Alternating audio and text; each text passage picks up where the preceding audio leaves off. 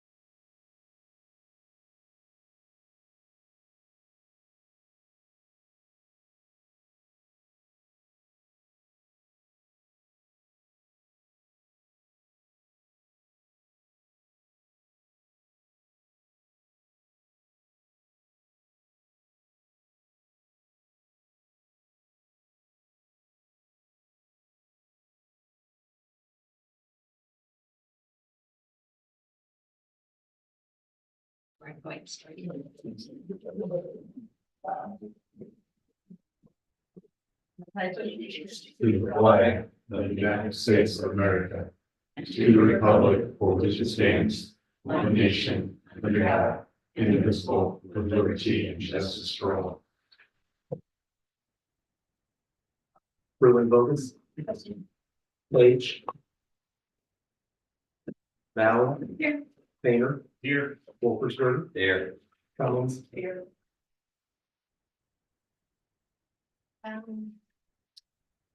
We actually have, do I have a copy of that proclamation for the Halloween? It was a staff. Oh, I'm sorry, I signed all of them thinking it was a, I need the ones that were separate. I signed them all, but I didn't look that they were different. It should be three, the ones that were kind of separate, so it should be on the front or the back side.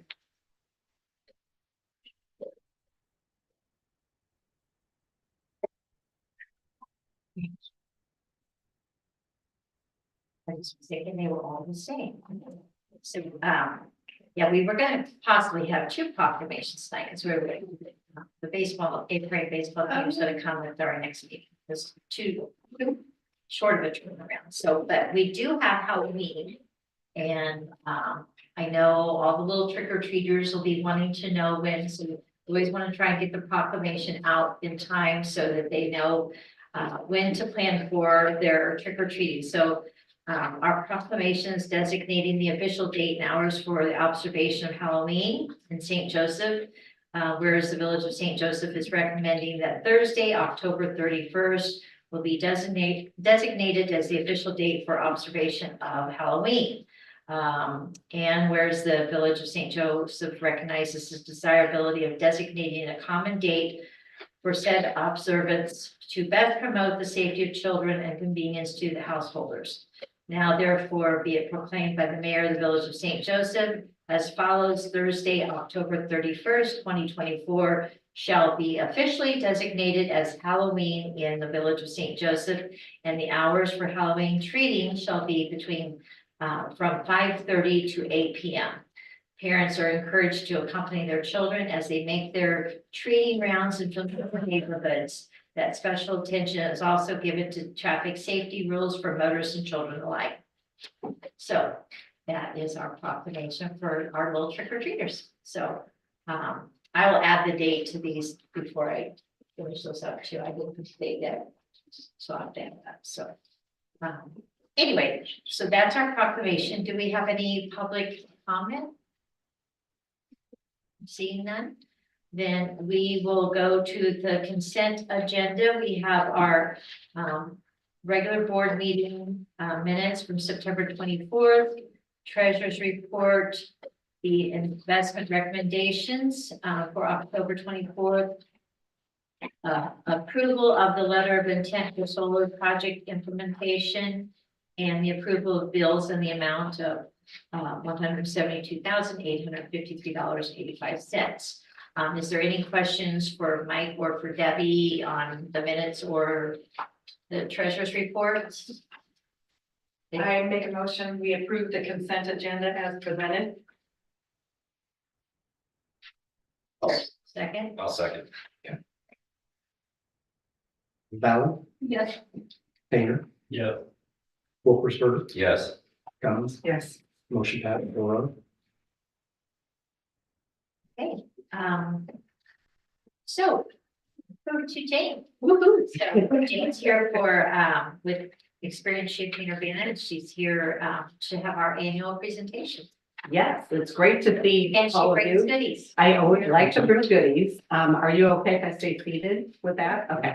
I think last time I saw you, I was standing and having a hot flash, so I'm hopeful that we just smooth sailing tonight. Yes. Some of the information that I'll talk about tonight, you did hear, but that was a very quick overview, and I know you were all in awe of the new community center that's being fundraised for, so my part, hopefully after that. So anyway, glad to be here as well, and I've got a couple slides to go with it. So, yep. So welcome, and it's great to see all of you. I want to talk about, we'll go, we're going to tag team here on this. This is good. So with our core values, with our Destination 2027, we do believe in brilliance. We bring joy and an innovative mindset to all our work. Spark, we are tenacious and spirited in our pursuit of impact. And illumination, we shine an optimistic light on all facets of our community. And when I spoke to you all, or many of you, a couple weeks ago, I just wanted to reemphasize these numbers because I think it's so important to understand the economic impact of travel and tourism. So this does include our 5 county regions. So Champaign, Douglas, Ford, Moultrie, and Piatt counties is what we cover in our region. It's supported in 2023, 5,033 jobs, generating $172.7 million in payroll. And I think the two most, all of them are important numbers, but I think it's the one I talk about the most is the fact that it's bringing $19.3 million in local taxes to be invested back to the community. And I think oftentimes people underestimate what the value of visitors and visitors coming to our community and what that means. And those visitors spent $666.9 million in visitor spending in 23. And you can see all 4 of those are increases from the previous year. And most important, our region achieved the 8th highest spending in Illinois. And that we do compete with other communities, and that is competing with some communities that are even bigger than ours.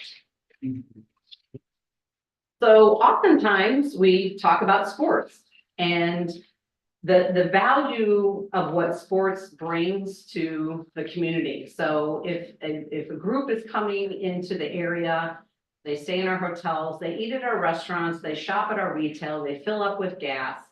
There's many, many opportunities for those sports families and or individuals, especially for some of the adult sports, that when they come, they impact the entire region.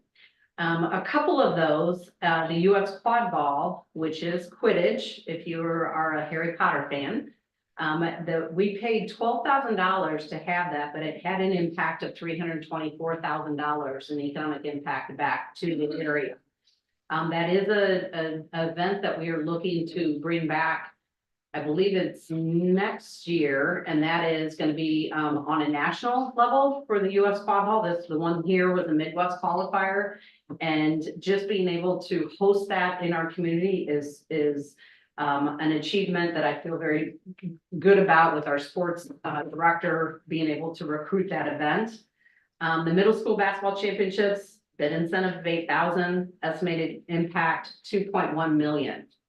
And that one, I think is follows, it's the week after the high school boys basketball. It is both girls and boys middle school basketball. It takes over the entire area, and it's at a time when the university is on spring break. So very important for that estimated economic impact going back into our community. The youth football bid incentive 7,500, estimated impact 1.6 million.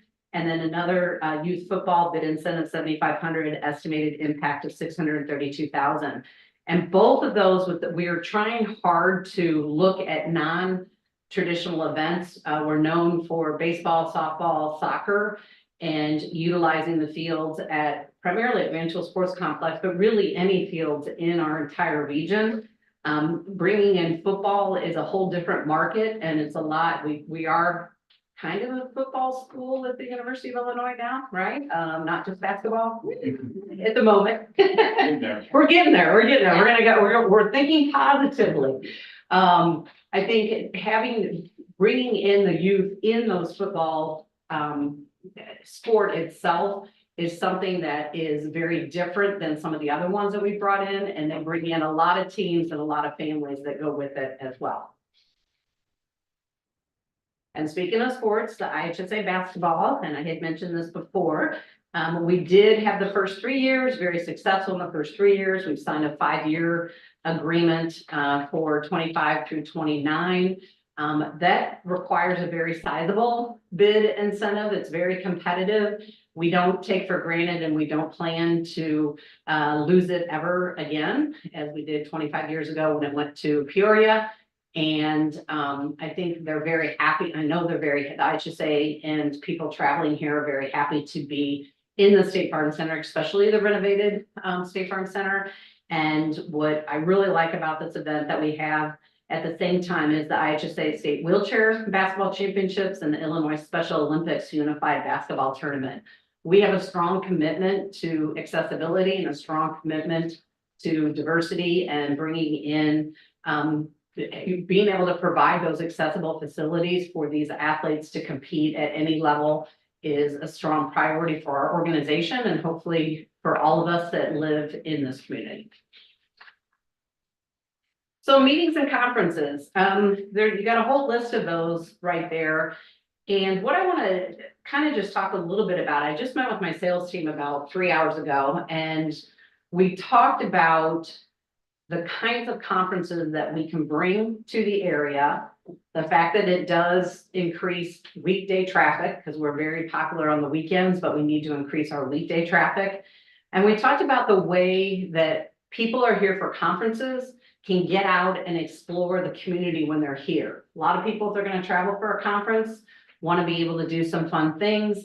And we, in fact, one group is coming, I think it's in November, and they're going to do kind of an agritourism day that includes going to Riggs and includes Curtis Orchard, but it also includes going to a couple of the campus departments. So not just the fun as we think about with agritourism, but also the research that's involved in that. And that is something I think when we look at some of the surrounding areas and you're like, well, we're in St. Joe, we don't have a hotel, we're not going to be hosting a large meeting and conference, but you would have people that would be able to, if you have people in the area that want to be part of these tours and hosting groups with that, we want to have them see all of our area. It's not just for them to see downtown Champaign and downtown Urbana or campus. We want them to be able to get out in the community. This is especially appropriate for our international groups that really want to see Americana, if you will, and being able to be out here in St. Joe, be out in Mahomet, whether it's down in Arthur or whether it's up in Paxton, I think it's really important that we continue to work together to provide those opportunities for people when they're here to explore the entire region. I think there's a lot to offer with that, and I think conference planners are looking for that. Similar to the sport events with conferences, they are getting a little bit more expensive because conference planners, meeting planners are figuring out that they can go a lot of places. And so bid incentives that we never used to pay for meetings and conferences is now a thing. And so our budgets had to increase towards conferences and meetings where it was more focused just on sports.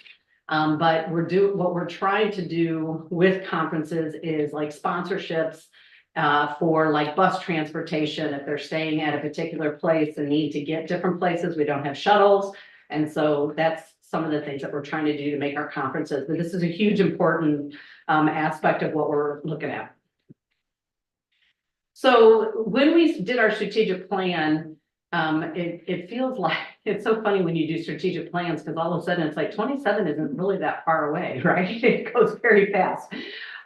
We had used a group to talk with our board and our stakeholders. We did surveys, we did focus groups, and the objectives that came from that was to 1, enhance our destination, 2, to foster and expand our partnerships, 3, amplify our stories. And by that, I mean amplify your stories, because our job is to tell your community story to visitors and residents alike.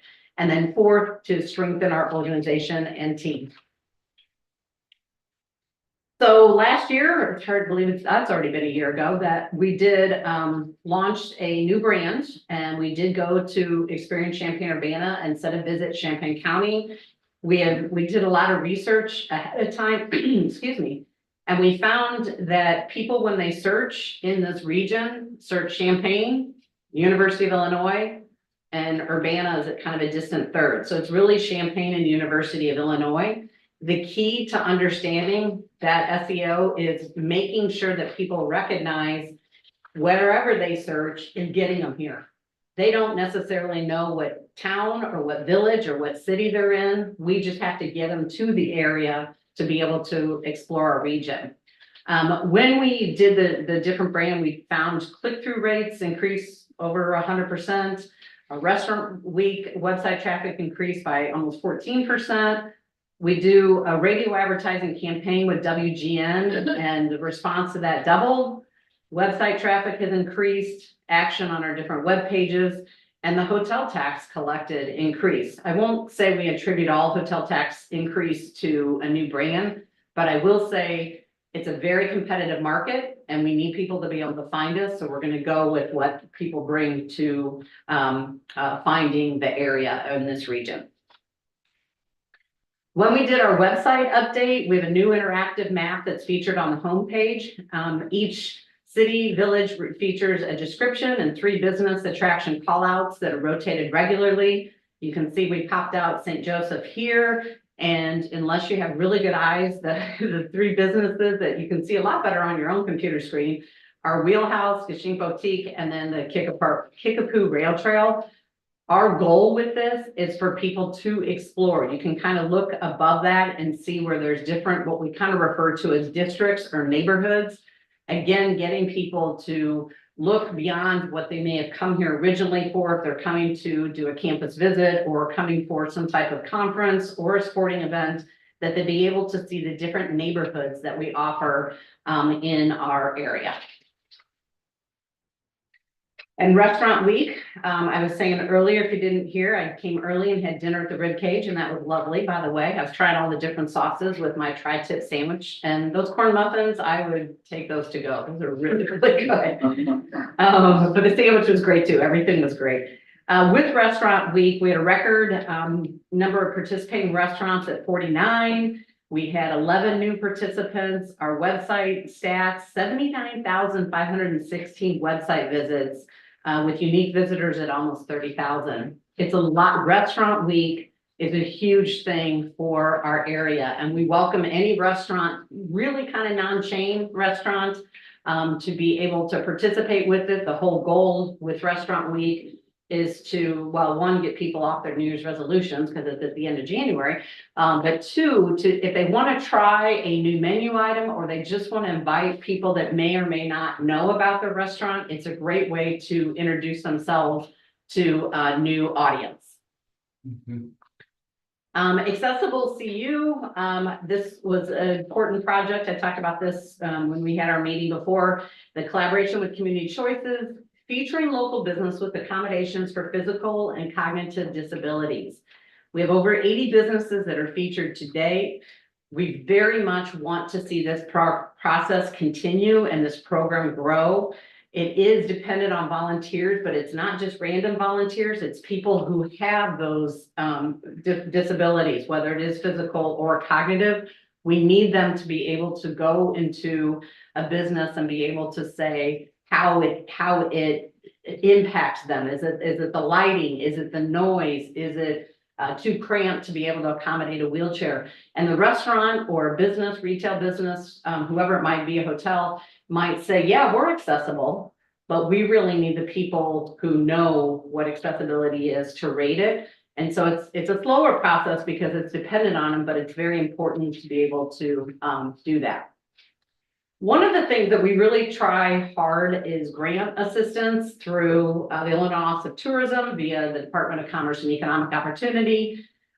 This last year, we worked with Lester's Candy Kitchen through a Backing Historic Small Restaurants grant that actually wasn't through DCO, it was a different group, but they were awarded $40,000. CU Time and Adventures in Urbana received a tourism attractions and festivals grant that they're receiving almost $319,000. That will add a completely new component to, if you know them, they're the escape room people in Urbana. This is going to add a whole new feature with mini golf for that attraction. We very much encourage small businesses or businesses that are looking to explore a larger space. It is for brick and mortar locations that are looking to expand. And we're happy to put people in touch. We're happy to help write endorsements or give them some ideas for the grant. We'll do whatever we can for the grant system. And the third one that's coming hasn't been announced yet. So I was hoping by this time it would be announced, but not quite yet. But that one's a $450,000 grant. These are significant. This is state money that are used to help our small businesses. And then our Illinois Makers, a program that recognizes brick and mortar retail. It can be artisans of all kinds, whether it is Cloud Kombucha, Cloud Mountain Kombucha in Lincoln Square in Urbana, or Fire Doll Studio in downtown Champaign. This is a way that we recognize people on a state level and have that way to showcase what they have. There's people that are tie makers, hat makers, cheese makers. It's really, there's a broad base of people that can apply for that. And we help recommend to get them because they get special shout outs on the state tourism website. So big part of what we're looking at is reporting data research. Part of that is to share this visitor data. So as you're making decisions as a municipality, you have true data that can help you make those decisions. For instance, measuring our visitor data, our visitor behavior, I'm sorry. Our top visited regions, University of Illinois, Champaign, the most valuable markets where people are coming from, Chicago, St. Louis, Terre Haute, and Springfield. One of the things that we did not recognize is the number of people coming from St. Louis to our area. This visitor data is measured by credit card spend, ticket sales, and cell phone data. So yes, Big Brother watching knows where you're now, and it's not by person, but it is a way that people, when they come to this area, we can track where they are spending their dollars and how much they're spending their dollars. St. Louis was not a market that we had spent a lot of time on in terms of our marketing efforts. In getting this data, we are spending more marketing dollars in the St. Louis area because of the number of people from that area coming here. And the top sectors for spending, as you might imagine, food and beverage. We are an eating and drinking area that people like to enjoy, as well as gas and service. The key stat in this is 72% of all visitors stay overnight. That's a huge number of people that are coming that we want to record where they are going, what they're doing, how they're spending their money, how we can encourage them to explore even more of the area. This doesn't measure, this is for people that are 30 miles and out measuring that come to the area. And just a quick note, because people always ask about U of I students. Once they're established here after a couple of weeks, then they're more like residents. So this isn't focused on students. This is focused on other visitors. Could be their parents or grandparents, but also other people that are just coming to the area. So another big part of the Destination 2027 is the Champaign County African American Heritage Trail that we've been working on. This is our 4th year of that. We are finalizing Skelton Park, which is at First and Washington in downtown Champaign. That is a tribute to African American musicians over the years. We'll be installing an art installation with recognizing 95 musicians on that art installation in the next month. We have 22 of 23 of the signs installed around the Champaign County area, which is a pretty big achievement since this has all been volunteer-based in writing it. We're the facilitators in terms of designing the signs and getting them installed. But it came from volunteers because these are stories that are untold stories of the African American population over the last 150 to 160 years. We have 4 of the 5 murals installed, and we're just starting with the historical videos and have the first one done, but there will be a total of 16 videos. What does this mean for our area? This means that people who are interested in history, people who are interested in African American history will come and look at tours, whether they're group tours or self-guided tours. It's also something that we're hopeful that our residents will learn more about for people living here, and hopefully introduced in some of the school curriculum, not just during Black History Month in February. So that's kind of the part of that. These are just a couple pictures of the signs that were installed there. The one in front of Memorial Stadium was about the first African American that was killed in World War II. The second one is one of the murals. That one's at Madison John in Champaign.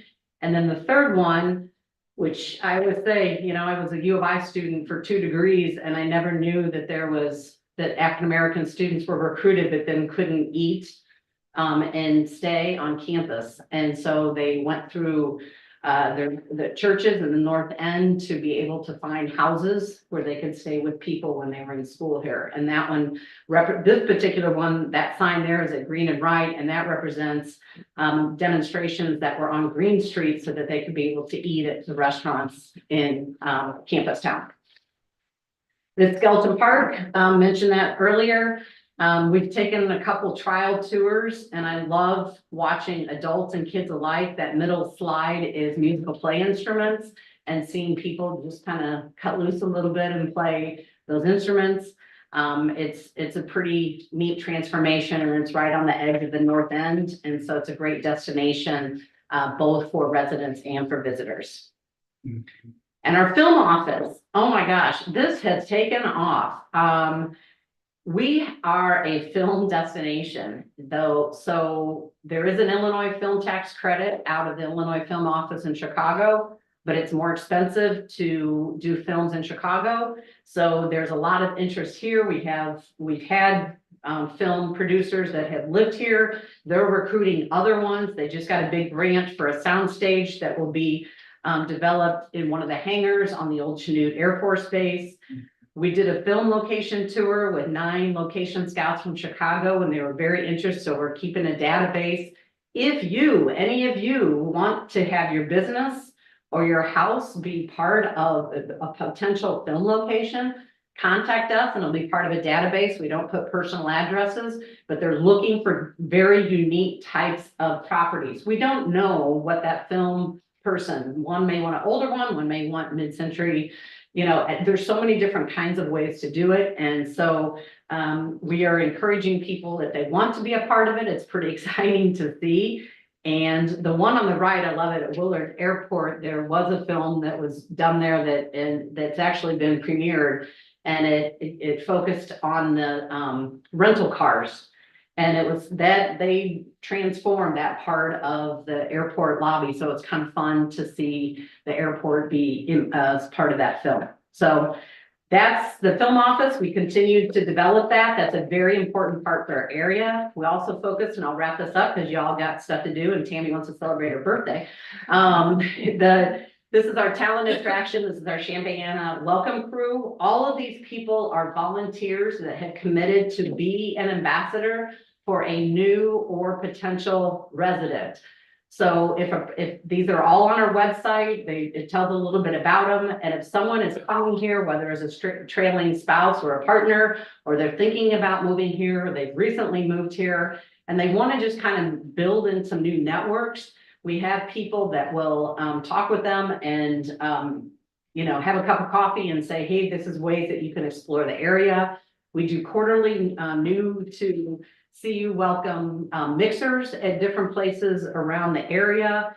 We've served 202 new and potential residents through this program, so we feel very strongly about that.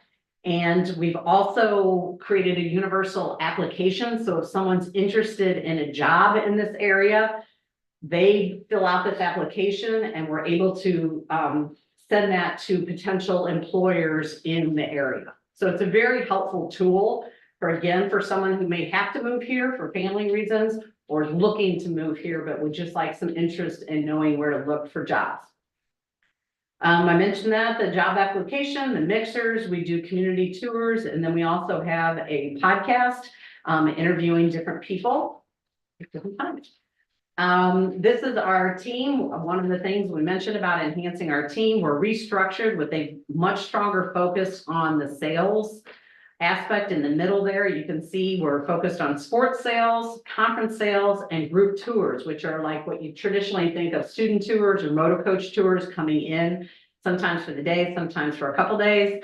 Of course, our marketing efforts continue. So that's our group. And then I'll end with this last slide. This is our team. This is our operational board of directors, and these are our foundation trustees. So we have 2 boards. So yes, I do report to 2 boards, 2 15-person boards.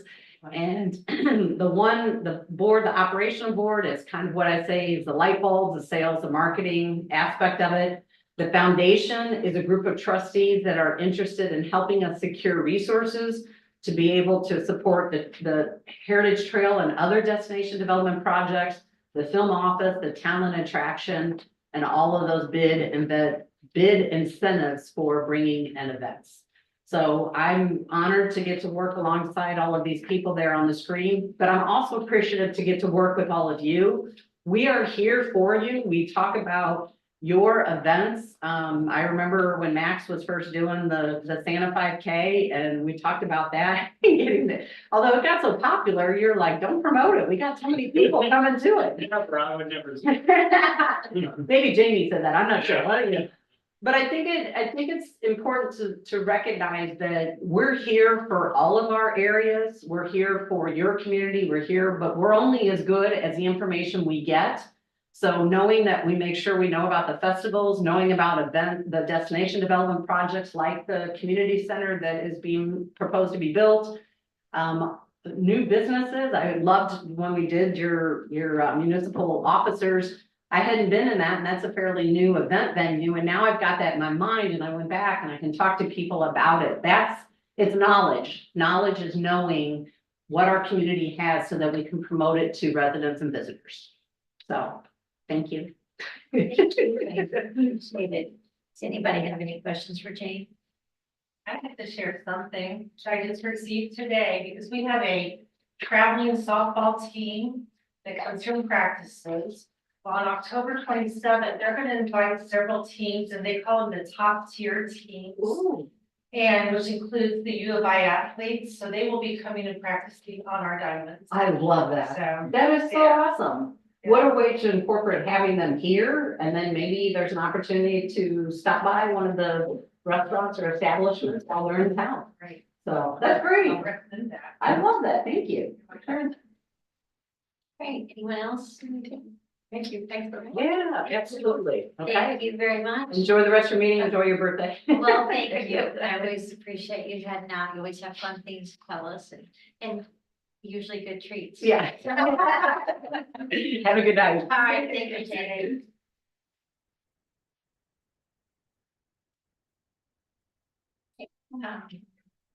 Next thing we have is not as exciting as what it's, our insurance is time for renewal. I'll let Joe go over that. I don't think there's really a whole lot there to talk about. Rate increases. Very, minor.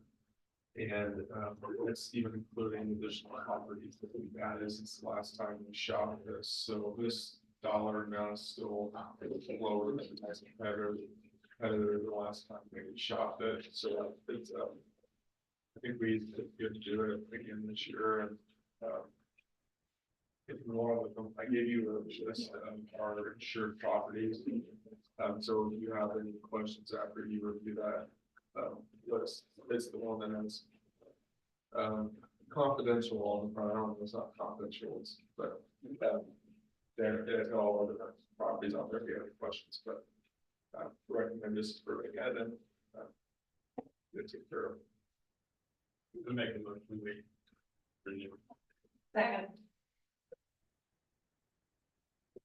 Val, yes. Painter, Yes. Wolfersberger, Yes. Cummings, Yes. motion passed 4-0.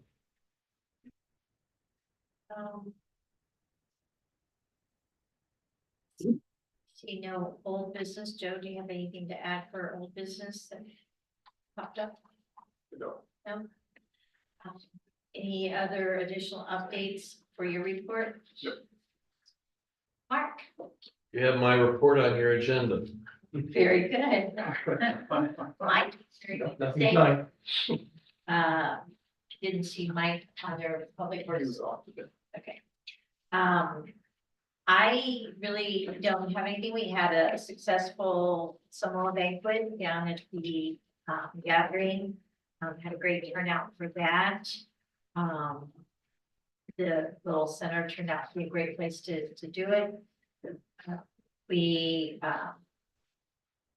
the girls put out the Halloween costume thing will be on the 26th at 10 o'clock. So you guys are welcome to join us if you want to join in on the fun. I have a costume you can work.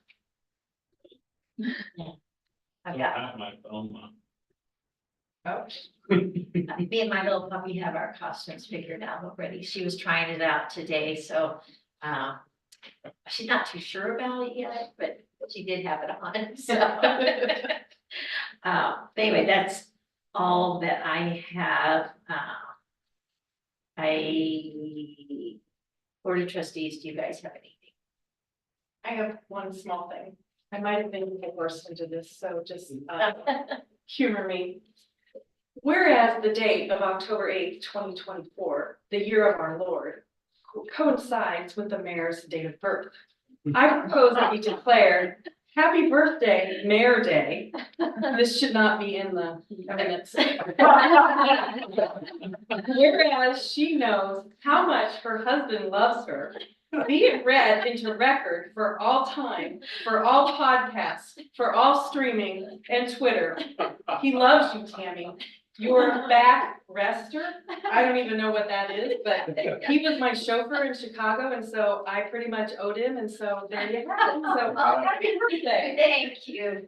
My husband is known to do goofy things like that from time to time. So, yeah, I've got a few stories that, yeah, he did that to a restaurant one time. I was taking Julie out for Christmas dinner, and he called the people at the restaurant and I was harassing about the dessert or something. I don't know what it was, but it was crazy. Something about bringing me some chocolate pie or whatever. So, well, thank you. Yeah, happy birthday. I will tell him that you pulled pulled it off, you did good, so. Actually, I have, if there's nothing else, I do have, and I don't have it in front of me, I talked to Mark about it. I do have something real quick that I want to go into executive session over, just a date for the trustees on a couple things. So I'll have Terry read that. I make a motion to enter into executive session for the limited purpose of discussing the employment, compensation, and performance of a specific village employee pursuant to 5 ILCS 120-2, parentheses C, parentheses 1. Thank you, bye, Rob. Yeah. Do I have a second? Second. If we don't Thank anticipate you, any Laura. action other than adjournment when we come out. Yeah. Yeah. Wolfie, Yes. Collins, Yes. Ballard. Yes.